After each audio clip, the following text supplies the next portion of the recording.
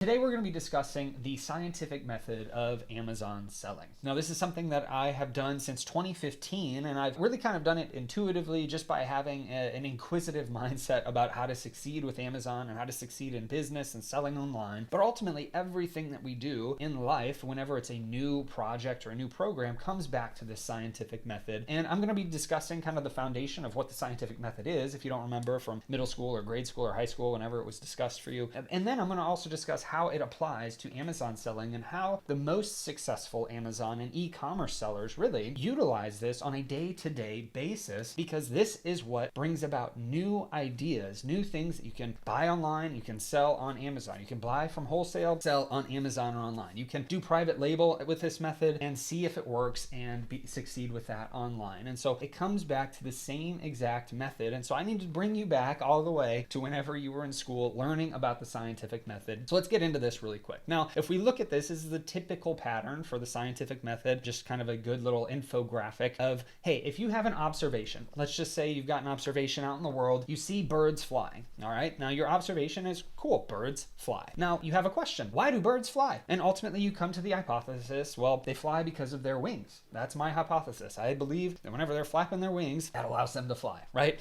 And then you run an experiment. Maybe you have some birds that you're able to experiment on, or maybe you watch all the other birds that exist and you're like, well, do they fly because they get a running start first? Or can some of them just, start flapping their wings and then they can fly? Some of them will dive down and they'll get into water. They'll grab a fish and they're able to fly out of the water. So is it their wings that do it? Or maybe there's something with their legs that do it. And you start experimenting. You run these tests and you see what works, what doesn't. If there's a bird with an injured wing, can it fly? Yes or no? Now you don't want to injure the wing of a bird, but you want to see, well, hey, I found a bird with an injured wing. Can it fly? Yes or no? And you're running these experiments and you're coming to an ultimate conclusion and a result from there of, yes, birds fly because of their wings. Now you could then say, well, now that I know the result, their wings do it. Well, what is it about their wings that allow them to do that? You can rerun the scientific method. Is it the shape of their wings? Is it the angle at which their wings are flapping, right? You can keep running these tests until you get to an end result of the full answer that you're looking for. And this directly applies to Amazon selling, to business, to anything and pretty much everything that we do in our businesses and in our lives. Now, the thing with this is if we were to take a look at it from an Amazon perspective. Now, let's look at arbitrage and wholesale. Now, arbitrage is simply just buying products from a retailer, whether it's online or in store, and selling it on Amazon. You are,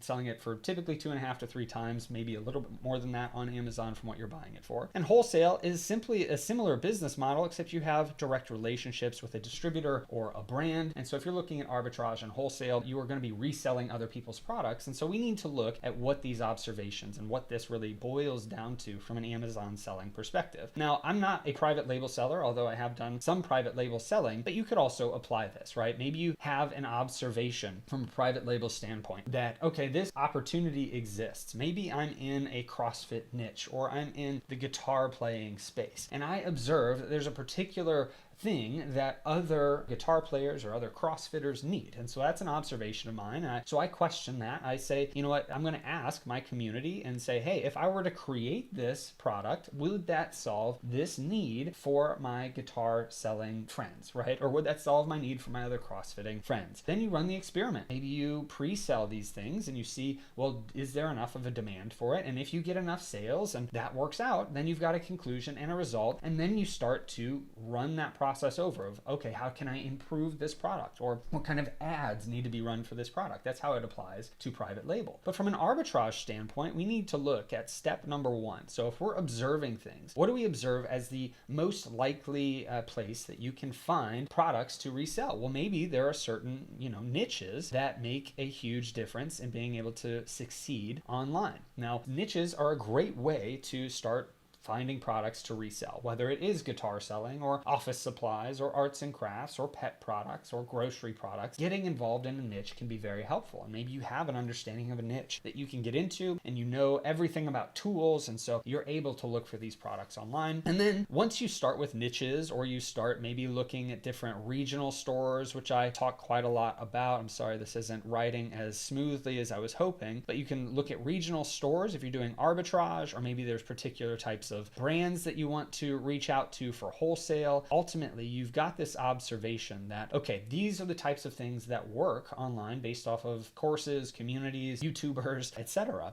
And you see this observation. And so now it's time for you to question those things. Well, do arts and crafts, right? Let's just go with questioning. Do arts and crafts succeed on Amazon? Well, if you're looking at arts/crafts category, then you can start looking at different products. And so you need to start running this hypothesis. Do arts and crafts succeed online for me with Arbitrage? Can I find good suppliers for that? And my hypothesis is that yes, any and every category in Amazon is going to sell well. And so from a hypothesis standpoint, we need to then start looking at different categories on the platform. And so that's when you start running these experiments. Okay, now I need to find a supplier. Now the supplier, let's say for arts and crafts, is Michaels, right? Michaels, the arts and crafts store. And you go there and you start to look at the products on michaels.com, and then you look at Amazon to see if things are selling at a higher level. And then you need to check on keepa.com to see if the products are selling at a profitable price, to see if the competition's good, to see if they're selling consistently. And then you come to a conclusion that ultimately will lead you to a specific result. Yes, I'm going to test this product, or no, I'm not going to test this product. Now, after you decide to test a specific product, this starts over again, right? You test, let's just call it craft paper. You test craft paper and then you send it into Amazon. So you observed in this particular case that this one product that you were trying to test for a replenishable product on Amazon is craft paper. And so I'm going to see if this now works. Now then you send that product in, you have questioned, will it work? You have a hypothesis that it will work because you came to that result prior. Your experiment is by sending in 4 to 6 units of that to Amazon. And you come to a conclusion after, does it sell well? Does it sell profitably? And can I continue to repurchase it? And then you continue that observation every time you restock that item. It's the same way with wholesale selling. Maybe you have an observation of, cool, this craft paper sells really well. I wonder, can I get a wholesale account from this? Well, my hypothesis is that I can, but I need to experiment. I need to look up this brand's particular distributors, or I need to contact the brand directly. And then after doing that work, you're going to come to a conclusion and a result from there of yes or no, you can get a wholesale account. This scientific method, being inquisitive about your business, is what's going to help you continue to push forward. If you're somebody that is like, okay, you know what, I'm making this observation, I'm questioning it, I'm hypothesizing it, but I'm not testing something. I'm not going to send in an ASIN to Amazon because I'm not 100% sure. Ultimately, you're not going to have that 100% sureness of being able to know if a product's going to sell profitably and well and consistently. But you need to experiment. You need to ultimately test products, okay? And whenever you're testing products, that's what's going to get you that result. And again, I apologize for my poor penmanship on this computer. But as you're testing products, you're going to see a result. And if you're testing properly, if you're hedging your bets in the way that I train on YouTube and other places, then you will be able to, at the very least, break even on these products or lose just a little bit of money. But that testing gives you more answers so you know what sells well or what doesn't sell well. And that ultimately will lead to the success that you're looking for. And so if we're looking at a time horizon here of what leads to that success, and you've got results here and then you've got time over here, well, as you're new and you're testing things, you may see some increases and then some decreases because you made some bad tests. But ultimately, if you continue to do these tests, then you may kind of start to see this pattern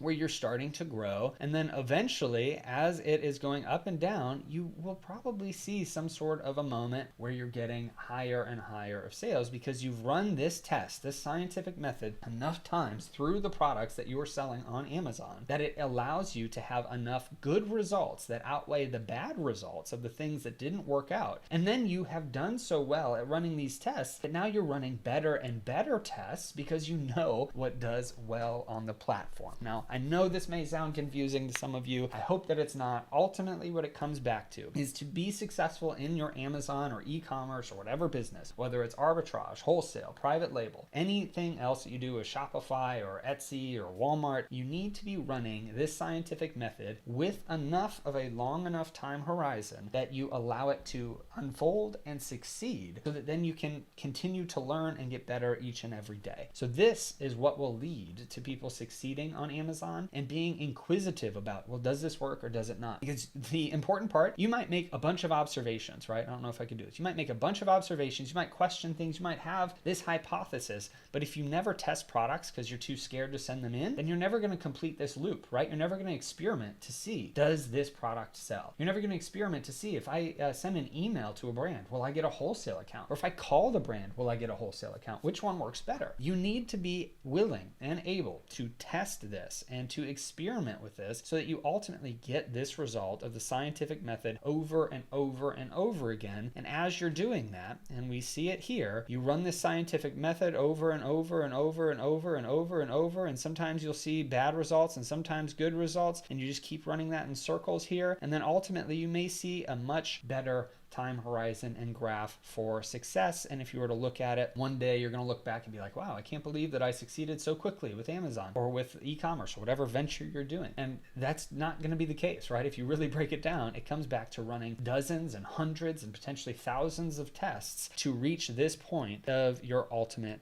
goal. So hopefully this is helpful and kind of sheds light on the reason why it's important to get good with understanding how to find products on Amazon and how to test products on Amazon. Tons of training on this channel for that. If you're interested in checking out communities or courses or anything, I recommend checking out the description down below. You can also find a lot of information on my YouTube channel for how to succeed with arbitrage, wholesale, and other methods of selling on Amazon. But that's all I got for you today. I hope this helps you and blesses you. Ask questions in the comments and I'll respond to as many as I can.